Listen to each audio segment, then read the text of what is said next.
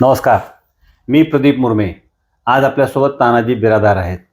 भाजप युवा मोर्चाचे येते जिल्हा संघटक आहेत आणि निलंगा नगरपालिकेच्या निवडणुकीच्या पार्श्वभूमीवर आज आपण त्यांच्याशी संवाद साधणार आहोत. नमस्कार सर. नमस्कार सर. काय म्हणतं नेमकं तुमच्यावर निलंगा नगरपालिकेची जी काही निवडणूक आहे त्या पार्श्वभूमीवर नेमकी तुमच्यावर कोणती जबाबदारी सोपवण्यात आलेली आहे पक्षाकडून? निलंगा नगरपालिकेच्या होऊ घातलेल्या निवडणुकीसंदर्भात प्रभाग 2चा प्रभारी म्हणून मी आज काम पाहतोय. लातूर जिल्ह्याचे माजी पालकमंत्री तथा आमचे सगळ्यांचे नेते आदरणीय श्री संभाजी भैया पाटील निलंगेकर साहेब, भाजपा युवा नेते आदरणीय श्री अरविंद भाऊ पाटील निलंगेकर साहेब यांच्या मार्गदर्शनाखाली यांच्या माध्यमातून संबंध निलंगा नगरपालिकेच्या निवडणुकीमध्ये आम्ही काम करतोय. प्रभाग 2ची जबाबदारी माझ्याकडे आहे. आम्ही मतदारापर्यंत जात असताना विकासाच्या माध्यमातून भैयासाहेबांनी जे मागच्या पंचवार्षिकमध्ये निलंगा नगरपालिकेच्या माध्यमातून काम झालेलं आहे त्या कामाचा अजेंडा घेऊन आम्ही लोकांपर्यंत जातोय. अतिशय उदंड आणि सकारात्मक प्रतिसाद लोकांचा आहे. लोक हे विरोधकांच्या कुठल्याही भूलथापाला बळी पडणार नाहीत असा विश्वास आम्हाला आहे आणि येत्या 3 तारखेला नक्कीच भरघोस मताने आमचे सर्वच्या सर्व उमेदवार आणि नगराध्यक्ष पदाचे उमेदवार भरघोस मतं निवडून येतील असा विश्वास आम्हाला आहे. आता तुमच्या निवडणुकीमध्ये नेमके प्रचाराचे मुद्दे काय सर, काय सांगाल तुम्ही आम्हाला?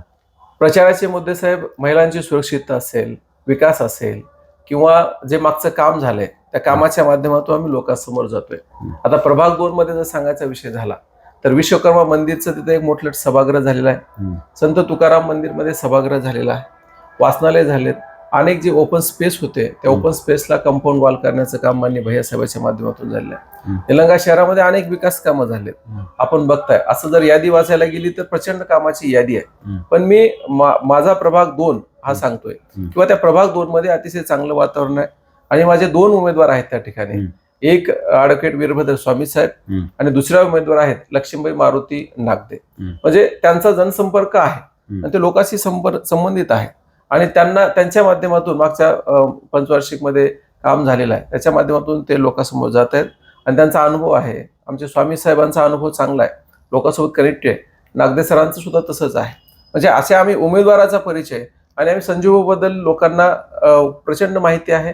संपर्कातला त्यांचा मतदार आहे. त्यामुळे आम्ही लोकांच्या माध्यमातून झालेलं काम असेल किंवा आम्ही करणारं काम असेल या माध्यमातून लोकांपर्यंत जातो. आता तुम्ही सांगितलं की मागील 5 वर्षामध्ये तुमच्या त्या प्रभागामध्ये विकासाची कामे मोठ्या प्रमाणात आहेत.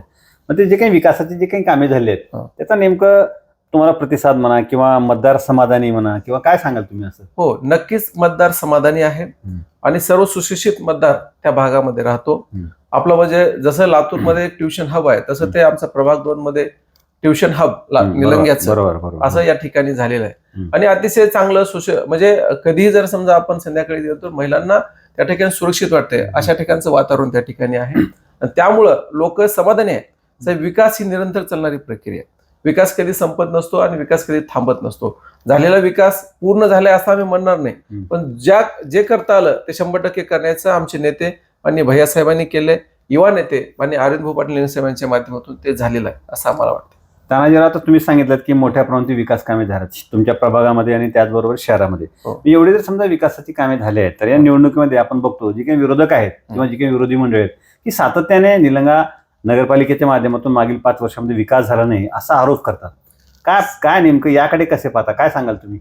साहेब, त्यांच्याकडे कुठले मुद्दे नाहीत आणि विरोधक हे भरकटलेले आहेत. कसं असतं की एखाद्याला बदनाम करण्यासाठी कुठलं तरी षडयंत्र रचावं, तसं निलंगेकरांना म्हणजे मी म्हणतो समस्त निलंगेकर म्हणजे कुटुंब नाही तर समस्त निलंगेकर जे मतदार आहेत किंवा जे लोक आहेत त्यांना बदनाम करण्याचं षडयंत्र ते करतात. आज आपण म्हणतो की विकास झाला नाही, तुम्ही प्रत्यक्षात भागामध्ये जाऊन आपण बघितलं क वर्गाची म्हणजे क वर्ग दर्जाची आपली नगरपालिका आहे. तर त्यामुळं यामध्ये प्रचंड कामं झाली आहेत आणि कामं होत असताना विरोधकांना कुठले मुद्दे नसल्यामुळं त्यांच्याकडे कुठलाच अजेंडा नाही किंवा कुठला मुद्दा नाही किंवा कुठला हेतू नाही. त्याच्यामुळे ते असे काहीतरी चुकीचे आरोप करून बदनाम करण्याचं काम या निलंगेकरांना करत आहेत असं मला वाटतं.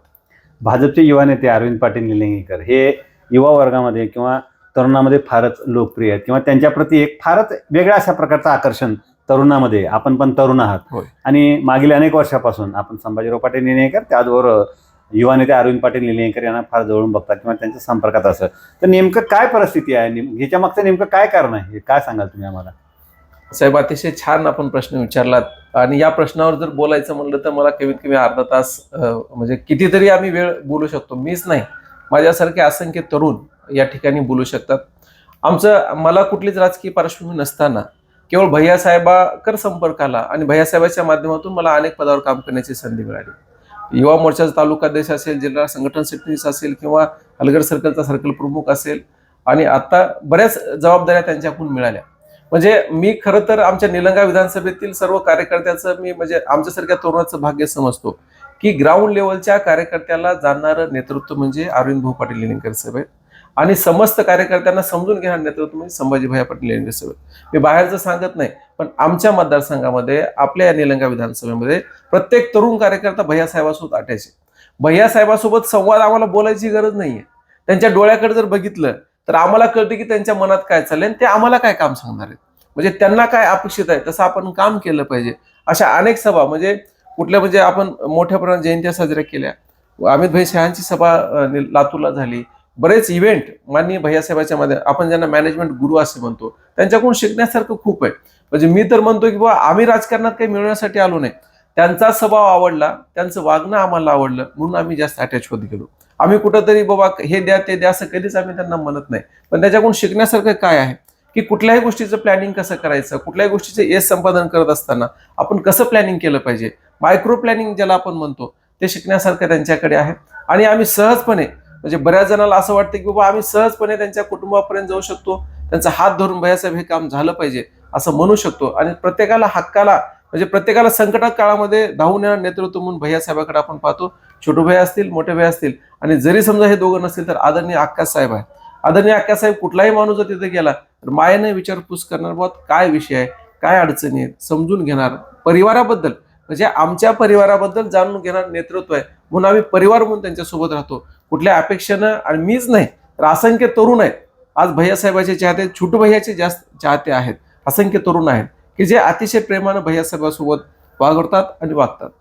आता तुम्ही मायक्रो प्लॅनिंग म्हणलात म्हणून मला विचारायचं आहे की प्रत्येक निवडणुकीमध्ये आपण निलंगा विधानसभा मतदारसंघापुरतं बोलू, या काही निवडणुका होतात त्या प्रत्येक निवडणुकीमध्ये युवा नेते अरविंद पाटील निलंगेकर यांचं मायक्रो प्लॅनिंग फार असतं असं म्हणतात. काय नेमकं याबद्दल तुम्ही काय सांगाल आम्हाला? कारण काय अरविंद पाटील निलंगेकर आणि मायक्रो प्लॅनिंग हे एक समीकरण झालेलं आहे. तर काय नेमकं याच्याबद्दल सांगा साहेब. अतिशय म्हणजे आपण ज्यांना मॅनेजमेंट गुरु म्हणतो आणि ती विरोधवाली किंवा ते पद त्यांना अतिशय शोभून दिसतं. त्याचं कारण असं आहे की एखाद्या समजा इव्हेंट घ्यायचा असेल, मी एक छोटंसं उदाहरण आपल्याला देतो. माननीय देशाचे गृहमंत्री अमित भाई शहा यांची एक सभा होती मागच्या एक म्हणजे लातूरला क्लस्टर सभा होती ती. त्या क्लस्टर सभेमध्ये आम्ही युवा मोर्चा म्हणून सोबत भैयासाहेबास होतो. रात्री ते प्लॅनिंग करत असताना आम्ही त्यांना बघितलंय की बाबा ते चलून बघायचे, म्हणजे समजा स्टेज पासून मागच्या बाजूनं बसून स्टेज पर्यंत जायला किती वेळ लागतो, तर ते असं पावलं मोजत जायचे किंवा खुर्च्या कशा असल्या पाहिजेत, खुर्च्यावर बसल्यानंतर लोकांना काय अपेक्षित आहे, लोक हलवून नये म्हणून त्यांना पाण्याची व्यवस्था असेल किंवा बैठक व्यवस्था कशी असली पाहिजे, गोंधळ नाही झाला पाहिजे, ह्या सगळ्या गोष्टी ते करत असतात. आणि ते करत असताना बारीक सारीक गोष्टीकडे लक्ष ते देत असतात. आता निलंगा विधानसभेची किंवा निलंगा नगरपालिकेची जी निवडणूक आहे ती निवडणूक आत्ता नाही, विरोधकांना असं वाटतं की ती आत्ता सुरू झाली, पण याची प्लॅनिंग अनेक महिन्यापासून अनेक वर्षापासून अनेक बैठका घेऊन केलं. आमचे बूथ समिती असतील, आमचे शक्ती केंद्र प्रमुख असतील, आमचे बूथ प्रमुख असतील, म्हणजे त्या बूथ समित्यामध्ये प्रत्येक समिती म्हणजे 10 ते 15 तरुणांची समिती असते, तरुण असतात. अशा प्रकारचे संघटन तयार करून ग्रामीण भागातल्या कार्यकर्त्यांना देखील समाविष्ट करून घेऊन त्यांचं मायक्रो प्लॅनिंग प्रत्येक गोष्टीमध्ये असतं. आता अवघ्या 2 दिवसावरती मतदान आलेलं आहे आणि पालिकेची जी काही निवडणूक आहे अर्थातच निलंगेकर बंधूसाठी अत्यंत प्रतिष्ठेची आहे असं राजकीय जाणकार बोलतात. काय वाटतं तुम्हाला? तुम्ही आता तुमच्याकडे प्रभारी म्हणून तुमच्याकडे चार्ज आहे आणि तुम्ही प्रचारामध्ये अत्यंत सक्रिय आहात. रिझल्ट काय येईल, काय वाटतं, काय सांगाल? साहेब 100% रिझल्ट चांगलाच येणार आहे आणि 3 तारखेला गुलाल आपल्यालाच लागणार आहे. त्याचं कारण असं आहे की आम्ही हवेत बोलत नाही. आज 1 महिना झाला आम्ही या निलंगा शहरामध्ये वास्तव्य करून आहोत. म्हणजे आम्ही सगळे कामं म्हणजे सगळ्या गोष्टी एकीकडे आहेत आणि प्रचार एकीकडे. हा प्रचार करत असताना आमचं एकच मत आहे की बुवा निलंगेकरांनी निलंगेकरांच्या स्वाभिमानासाठी ही निवडणूक आपल्याला जिंकायची आहे. आणि येत्या काळामध्ये जर आपल्या निलंगेचा चेहरा मोहरा बदलायचा असेल तर नक्कीच निलंगेकरांना साथ देतील असं माझं मत आहे. आणि येणाऱ्या काळामध्ये म्हणजे आपल्याला विकास, आता आपण बऱ्याच जणांमध्ये आपण आपल्या चॅनलच्या माध्यमातून अनेकाच्या आपण मुलाखती घेतल्यात अतिशय चांगलं चॅनल आणि अतिशय चांगल्या मुलाखती आपण घेतात साहेब. मी या चॅनलच्या माध्यमातून तुमच्यासोबत म्हणजे तुमचं कौतुक यासाठी करतो की चांगले मुद्दे आपण जनतेसमोर आणत आहात, त्याबद्दल धन्यवाद. आपलंही मी या ठिकाणी कौतुक करू इच्छितो. कारण आतापर्यंत म्हणजे मायक्रो प्लॅनिंग करत असताना किंवा काही गोष्टी करत असताना जे कार्यकर्ते ऍक्च्युली ग्राउंड लेवल आहेत त्या लोकांपर्यंत आपण आलात, त्याबद्दल आपलं कौतुक आहे. आणि मी या ठिकाणी सांगू इच्छितो की आम्ही मागच्या 1 महिन्यापासून निलंगा शहरामध्ये वास्तव्य करतोय. आम्ही कधी गमजा घालून कधी बगर गमजाचा लोकांपर्यंत जातोय, सामान्य लोकांच्या भावना समजून घेतोय. आमचे उमेदवार निवडत असताना काय प्रक्रिया राबवली हे आपल्याला माहिती आहे. म्हणजे अतिशय ग्राउंड लेवलला जाऊन भैयासाहेबांनी अतिशय सक्षम उमेदवार देण्याचं काम त्या माध्यमातून केलेलं आहे. आणि आजही मी सांगतो की बाबा प्रत्येक प्रभागामधले जे आमचे उमेदवार आहेत ते अतिशय सक्षम, चारित्र्य संपन्न, जे कुठल्याही गोष्टीमध्ये न अडकलेले उमेदवार आहेत. आपले नगराध्यक्ष पदाचे माननीय संजयराजे हलगरकर साहेब अतिशय चांगले माणूस आहेत. म्हणजे त्यांचा जर इतिहास पाहिला तर अतिशय चांगल्या प्रकारचा इतिहास आहे. आणि समोरच्या लोकांचा जर इतिहास पाहिला तर तो आपल्याला बघू वाटत नाही. अशा प्रकारचा फरक आहे. आणि निलंगेकर खूप हुशार आहेत. निलंगेकर म्हणतोय संबंध निलंगेकर, मी असा शब्द प्रयोग करतोय. अतिशय सूक्ष्म आणि चाणाक्ष आहेत. मला वाटतं की भरघोस मताने माननीय निलंगेकर या आमच्या उमेदवाराला सर्वच्या सर्व उमेदवारांना निवडून देतील असा विश्वास या ठिकाणी मला वाटतो. तुमच्या पॅनलला निलंगेकरांनी का निवडून द्यावं, एका वाक्यात काय सांगाल? निलंगाचा स्वाभिमान जपण्यासाठी आणि निलंग्याचा विकास करण्यासाठी. येत्या काळामध्ये आपल्या निलंगा जर आणखी चांगल्या भागाकडे घेऊन जायचं असेल तर नक्कीच निलंगेकरांनी आपला विकास आणि एक शांतता असेल, चांगलं वातावरण असेल, सामाजिक सलोखा असेल, या गोष्टीसाठी निलंगेकरांनी निलंगेकरांच्या बाजूने उपस्थित राहावं असं मला वाटतं. धन्यवाद तानाजीराव, तुम्ही आम्हाला वेळ दिलात, आमच्याशी संवाद साधलात, त्याबद्दल आपले खूप खूप आभार. धन्यवाद. धन्यवाद.